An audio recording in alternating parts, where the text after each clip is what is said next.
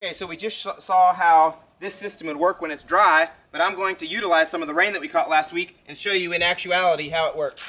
So, releasing water. I would say that's a fairly good rain.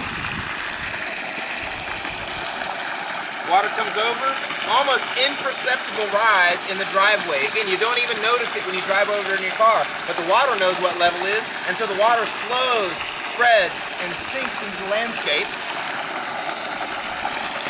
I'm going to remove some of these sediments because they're blocking the way that I want the water to go, and there's too much flow right here.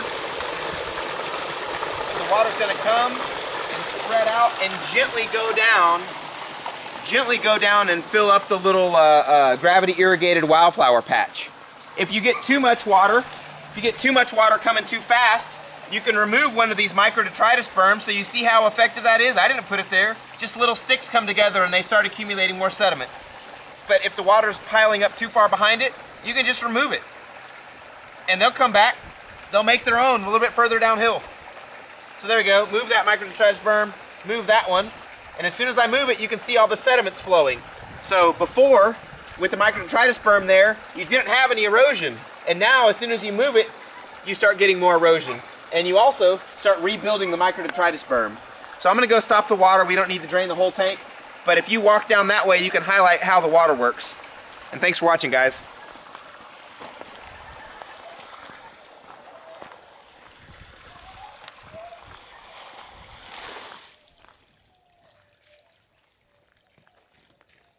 So you can see the water slowly spreading across the landscape. That was probably only about 200 gallons, but the concept's the same. It's slowly flowing downhill, but it can't escape. This water can't escape. And it's feeding every time it rains. You're getting gravity irrigation. You're seeing the natural processes of microdetritus berms forming.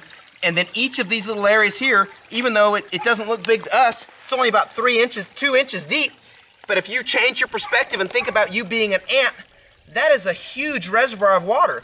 And now this is having a lot more time for this water to slow, spread, and sink into the landscape.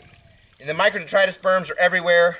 If you want to really play, you can come and add some more material and see what happens. If you come out with a rake, you can come out with a rake and actually rake some of the stuff from the high spots and bring it down to the low spots where they're going to do more good. And you're basically making the little micro reservoirs even bigger. So, I used to do this when I was a little kid. I still find incredible enjoyment of trying to slow the water down, but now I get paid for it. When I was a little kid, I just went around and did it for fun.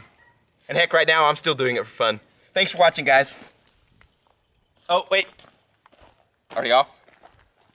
Okay, so the water's coming down. Still no water. No water has gone over the driveway, and this water's just slowly going down the landscape. There's no way for it to escape because water always flows downhill. It's an amazing concept. It works just about everywhere. Well, it works everywhere that there's gravity.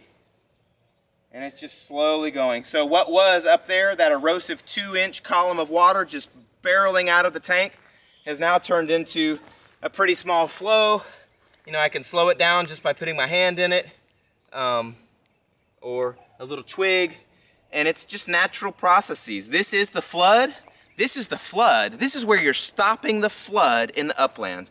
The same exact processes that you saw with massive destruction in some of those rivers in Texas in 2015.